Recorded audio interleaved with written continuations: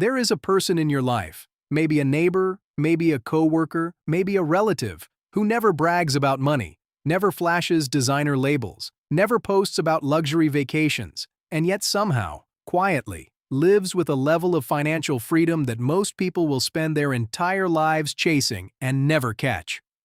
You have probably wondered about them. What do they know that everyone else does not? What are they doing differently? Here is the answer that most people never expect. It is not what they do that separates them. It is what they refuse to do.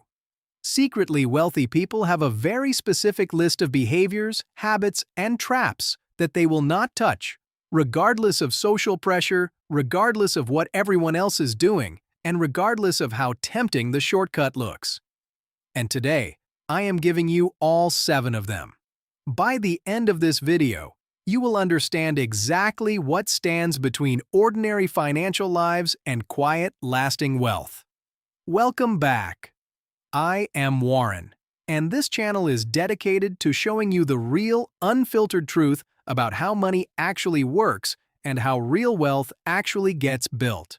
If that is something you want more of in your life, hit that like button right now, subscribe, and let us get into the 7 things that secretly wealthy people absolutely refuse to do. These 7 refusals are not complicated. They are not reserved for people with exceptional incomes or rare opportunities. They are available to anyone willing to adopt them. And the reason most people never do comes down to one thing. They are harder in the short term, even though they are infinitely more rewarding in the long term. Let us go through every single one. Number 1. They refuse to trade time for money as their only strategy. This is the foundational refusal that everything else is built on. Most people operate their entire financial lives on a single income model. Trade hours for a paycheck. Show up, work, get paid. Stop showing up, stop getting paid. It is the most widely accepted financial arrangement in the world, and it is also one of the most limiting. Secretly wealthy people understand something critical about this arrangement. It has a ceiling. There are only so many hours in a day. There are only so many years in a working life. And if the only way money comes in is by physically exchanging time for it, then wealth, real, compounding, generational wealth, is almost impossible to build, because wealth requires your money to work when you are not working. This does not mean secretly wealthy people do not have jobs or careers. Many of them do, and many of them love what they do, but they refuse to let a paycheck be their only source of financial progress. They build income streams that operate independently of their time, investments that generate dividends, properties that produce rental income, businesses that generate revenue without requiring their constant presence, digital assets that earn while they sleep. The refusal to accept a single income model is the first and most important distinction between people who quietly build wealth and people who trade their most valuable asset, time, for a fixed amount of money until they are too old or too tired to keep doing it. Number 2. They refuse to make financial decisions based on what other people think. This refusal is quieter than the first one, but it might be even more powerful, because the damage that social pressure does to financial decisions is almost impossible to overstate. Think about every major spending decision driven by what someone else might think. The car upgrade that was partly about how it looks in the driveway. The vacation that got posted before it was even fully planned. The home purchase that stretched the budget because the neighborhood carried a certain social signal. The wardrobe that costs more than it should because of what the label communicates to other people. Secretly, wealthy people have largely disconnected their financial decisions from external validation. They drive what makes sense financially. They live in homes that comfortably fit their budget. They spend on what actually brings them value, rather than what earns admiration from people who, when examined honestly, are not contributing anything to their financial future. This is not about being antisocial or indifferent to other people. It is about recognizing that the person most affected by every financial decision you make is you, not the people who briefly notice your new car before turning back to their own problems, not the followers who double-tap a vacation photo before scrolling past it. When you fully internalize that other people's opinions of your spending do not pay your bills, fund your retirement, or protect your family. Your financial decisions immediately become cleaner, smarter, and significantly less expensive. Number 3. They refuse to carry high-interest consumer debt. This one is non-negotiable for people who are quietly building wealth. High-interest consumer debt, primarily credit card balances carried month to month, is one of the most efficient wealth destroyers ever created. And it is completely normalized in our culture, which makes it even more dangerous. Here is the math in its most basic form. If your credit card carries an interest rate of 20%, which is very close to the current national average in the United States, and you are carrying a balance, that debt is growing at 20% per year. The stock market has historically returned an average of roughly 7 to 10% annually over the long term, which means your debt is growing at twice the rate your investments are, at minimum. You cannot build wealth while high-interest debt is running in the background, quietly consuming a portion of everything you earn before you ever have the chance to put it to work. This is why secretly wealthy people treat the elimination of high-interest consumer debt with the same urgency they treat investing. Not as a separate goal to get to eventually, as an immediate, non-negotiable priority, because every dollar of high-interest debt eliminated is a guaranteed return that no investment in the world can reliably match. They also refuse to use credit cards as a way to spend beyond their means. Credit cards as a tool for rewards and cash back, paid off completely every single month, are a different conversation. But carrying a balance on a high-interest card is something that quietly wealthy people view with the same alarm most people reserve for losing money on a bad investment, because that is exactly what it is. Number 4. They refuse to define wealth by what is visible. We touched on this in the context of social pressure, but this refusal goes deeper than just ignoring what other people think. Secretly wealthy people have redefined what wealth actually means to them, and that definition has almost nothing to do with what can be seen. For most people, wealth looks like the car, the watch, the home, the wardrobe, the vacation. These are the visible signals of financial success that our culture has collectively agreed to use as proxies for how well someone is actually doing. And because they are so widely agreed upon, they are enormously powerful. They generate admiration, they create social belonging, and they feel, in the short term, like evidence that you have made it.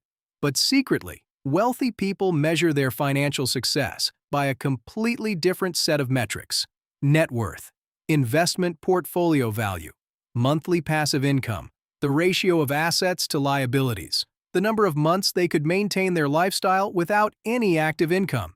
These are the numbers they track. These are the numbers that excite them. And not one of those numbers requires an audience to be real. This reframing is genuinely liberating once you adopt it, because it means every dollar that does not go toward a visible status symbol is a dollar that goes toward an invisible metric that actually matters. And over years and decades, invisible wealth that grows quietly in the background will do something that visible wealth almost never can. It will actually be there when you need it. When you want to stop working, when an emergency hits, when an opportunity arises, the number in the account is what matters. The watch on your wrist is just a watch. Number 5. They refuse to skip the boring fundamentals. Here is something that surprises people who are looking for sophisticated wealth-building secrets. Most quietly, wealthy people have built their financial positions not through complex strategies, exotic investments, or insider knowledge. They have built them by executing the fundamentals with extraordinary consistency over a very long time. They max out their retirement accounts every year. Not when they feel like it, not when the market looks favorable, but every year, consistently. They keep emergency funds fully funded at all times because they understand that a financial emergency without a cushion means derailing the entire wealth-building plan. They maintain appropriate insurance coverage because they know that one catastrophic uninsured event can undo years of careful financial work. They review their net worth regularly, track their spending honestly, and make adjustments when something is not working. None of this is exciting. None of it will generate engagement on social media. None of it requires specialized knowledge or access to exclusive opportunities. But it is the infrastructure that allows everything else to work. Secretly wealthy people refuse to skip these fundamentals because they understand that the difference between financial success and financial failure is very rarely about dramatic moves. It is almost always about whether the boring foundational work got done consistently over a long enough period of time. The most advanced financial strategy in the world cannot compensate for neglected fundamentals. And the most boring financial strategy in the world, executed perfectly and consistently for decades, almost always produces outcomes that look extraordinary in hindsight. Number 6. They refuse to let lifestyle inflation consume every raise and windfall. This might be the most common trap that keeps otherwise financially intelligent people from actually building wealth over time. And it is particularly tricky because it disguises itself as success. Every time income increases, a promotion, a raise, a bonus, a side income that starts generating real money, there is an almost automatic social expectation that the lifestyle will upgrade to match it. Bigger apartment, better car, more frequent dining out, nicer vacations, and society, social media, and frankly most of the people in your life will actively reinforce this. You got a raise, you deserve to celebrate. You earned that bonus, why not enjoy it? Secretly wealthy people are not immune to these feelings. They feel them too. The difference is in what they do with those feelings. When income rises, they protect a significant percentage of that increase, often by automating it into investments immediately before the temptation to spend it can take hold, while allowing only a modest lifestyle improvement, if any at all. This deliberate protection of the gap between income and spending is the single most powerful structural habit in long-term wealth building. Because the gap is where wealth lives, every dollar of additional income that goes straight into lifestyle spending closes the gap. Every dollar that goes into an investment widens it. And widening the gap, year after year, is what creates the kind of compounding momentum that eventually generates financial outcomes most people only dream about.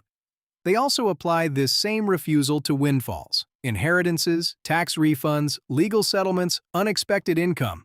Where most people's first instinct is to spend a windfall on something long desired, quietly wealthy people's first instinct is to ask, what is the highest and best financial use of this money right now? And the answer almost always involves investing a significant portion of it, rather than converting it entirely into a lifestyle upgrade that disappears within months. Number 7. They refuse to stop learning about money. This last refusal is one of the most underrated on the list, and it is one that operates subtly but powerfully over the long arc of a financial life. Secretly, wealthy people are, almost universally, continuous and deliberate students of personal finance, investing, business, and economic trends, not in an obsessive or anxiety-driven way, but in the same steady, consistent way they approach everything else on this list. They read books about money and investing, not just once, but regularly throughout their lives. They pay attention to economic conditions, market trends, and financial news, not to time the market, but to understand the environment they are operating in. They seek out financial knowledge actively and apply what they learn to their own situations. And critically, they never reach a point where they decide they already know everything they need to know. This is important because the financial world is not static. Tax laws change. New investment vehicles emerge. Economic conditions shift. Opportunities that did not exist 10 years ago become available. And people who have stayed curious and informed are positioned to take advantage of them, while people who stopped learning get left behind. There is also a compounding effect to financial education itself. Every piece of knowledge you add builds on what you already know. The person who has been consistently learning about personal finance for 10 years does not just know 10 years' worth of isolated facts. They have built a mental framework for evaluating financial decisions that gets stronger and more sophisticated every year. And that framework, applied consistently over decades, produces results that look dramatically different from those produced by someone relying only on what they learned in school or absorbed by accident along the way. Secretly wealthy people refuse to stop learning because they understand that the most important financial instrument in their lives is not their brokerage account or their real estate portfolio. It is their own mind, and a mind that stays curious, stays educated, and stays engaged with the financial world around it will always find more opportunities, make better decisions, and avoid more costly mistakes than one that decided at some point that learning about money was no longer necessary. 7 refusals. They refuse to trade time for money as their only strategy. They refuse to make financial decisions based on what other people think. They refuse to carry high-interest consumer debt. They refuse to define wealth by what is visible. They refuse to skip the boring fundamentals. They refuse to let lifestyle inflation swallow every raise in Windfall. And they refuse to stop learning about money. None of these refusals require exceptional income. None of them require a lucky break or a privileged background. They require something rarer and more powerful than either of those things: the willingness to consistently choose the harder, less glamorous, less visible path, because you have decided that where you end up matters more than how impressive you look along the way. Quietly wealthy people are not special. They are disciplined, and discipline, applied to the right behaviors over a long enough period of time, produces results that look like genius from the outside, even when the strategy itself is nothing more than a set of clear, firm, non-negotiable refusals. Which of these 7 is hardest for you right now? Drop a comment and let me know. I read every single one. And if this video gave you something to think about, please hit that like button, subscribe, and share this with someone who is ready to start building quietly. I am Warren, and I will see you in the next one.